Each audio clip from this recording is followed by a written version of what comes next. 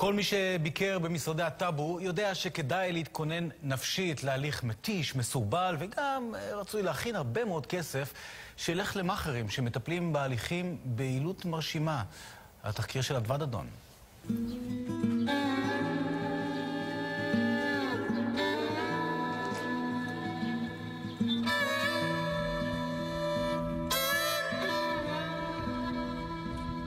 את רואה פה את כל הבתים?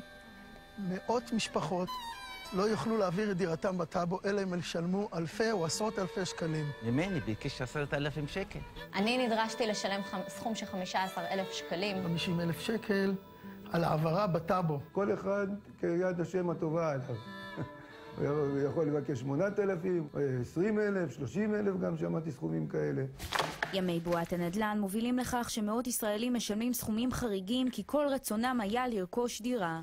כדי למנוע פרשות מהסוג שאנחנו שומעים באחרונה נדרש רישום בעלות על הקרקע שרוכשים בטאבו, אבל כדי לסבר את האוזן, לפי מדד הבנק העולמי, ישראל מדורגת בתחום רישום נכסים בטאבו במקום ה-127 בעולם, הרבה מתחת לאוגנדה, עיראק, טוניסיה ונפאל, מה שמוביל למקרה כזה כמו של מאות משפחות בירושלים. לפני כמה שנים התברר לנו מכמה שכנים שהעורך דין שאחראי מטעם החברה המשכנת, מר אברמזון, גובה תשלומים מכל דייר עבור הרישום הזה, וגם אם הדירה נמכרה כמה וכמה פעמים וכל פעם הוא גבה את התשלום, הוא ממשיך וגובה את התשלום. אמרנו, אולי יש פה בעיה, ולהפתעתנו התברר שהדירה בעצם לא רשומה. תהליך מאוד פשוט של העברת דירות בטאבו, שעולה מאות שקלים, הוא דורש מאיתנו אלפי, ואני יכול להגיד במקרה שלי עשרות אלפי שקלים. זה קורה בלא מעט מקרים. הקבלן מגלגל את האחריות לעורך דין, ורוכשים נשארים ללא מענה וללא רישום דירות בטאבו, ונדרשים לשלם סכומי עתק. קמו כל מיני טוענות שווא בגין העלמת מידע לקומה העליונה וכל מיני כאלה דברים, ובגין הוויכוח נענשתי כביכול, והסכום כרגע עומד על 15,000 שקלים. אתה לא יכול לעשות כלום, כי כל דבר, כל מקום שאתה ניגש, אם זה בנק משכנתאות, אם זה עיריית ירושלים, אתה צריך להביא מסמך שהדירה רשומה בטאבו. בפועל אין לנו את זה. במקרה הזה בירושלים הדיירים מבינים שלא יקבלו תשובות מאף אחד. הם מגיעים לפגישה עם עורך הדין כדי להבין מה פשר הסכומים. אנחנו פה בחדר, אנחנו יכולים לדבר. טרגר לפעמים עשה דברים בניגוד לדברים רגילים שנעשים, ועניינים לא מדווחים לשלטונות המס. מה אני אעשה? במקרים כאלה, אני מעלים עין למצב של הניסוי. אז העורך דין מאשים את הקבלן, והדיירים הם אלה שצריכים לשלם את המחיר. מה אני יודע? דרך אפילו קרוטות. חילה, צריכה גם להבין אותי.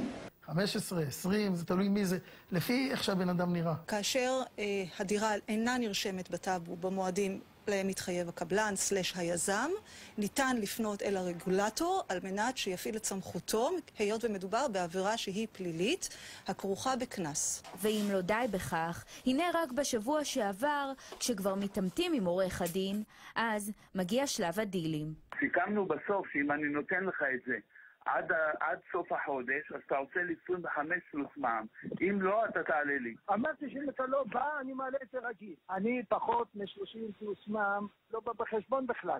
המצב הזה מתאפשר כשאנחנו עוסקים בחברות משכנות, ולהם באי כוח, ובאי הכוח פשוט גובים סכומים אחרים. הם עושים זאת מאחר והנושא הזה לא מוסדר בחקיקה, אין רגולציה, ולכאורה כל אחד יכול לדרוש את מה שהוא רוצה. הדיירים מרגישים חסרי אונים מול מינהל מקרקעי ישראל ומשרד הבינוי והשיכון שלא עושים מאומה על מנת לאפשר את רישום דירותיהם בטאבו, מול חברה שמסירה את האחריות לרישום ומול עורך דין שדורש מהם סכומים שלטענתם אינם צריכים לשלם. נראה שבסיפור הזה אוזלת היד של המדינה היא זו שנותנת את הפתח הזה, שכל אחד מפרש את החוק כראות עיניו. וזוהי תגובת עורך הדין אריה אברמזון. מדובר בפרויקט בהיקף גדול שעליו אני עובד במשך למעלה מ-30 שנה מדי יום. עסקאות רכישת הדירות נעשו לפני עשרות שנים ודווחו כדין. לפני 5 שנים התמנה עורך דין כנציג לוועד השכונה. לאחר משא ומתן סוכם שבמהלך השנה תינתן למשתכנים הנחה ברישום הזכויות על שמם.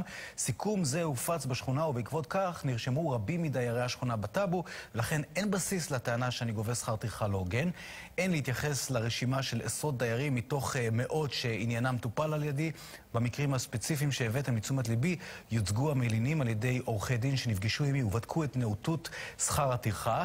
מר פישהיימר, שאת עניינו הבאתם לתשומת ליבי, הוא הדוגמה לחוסר ההגינות של המלינים. מר פישהיימר פלש לגינה ולמחסן לא.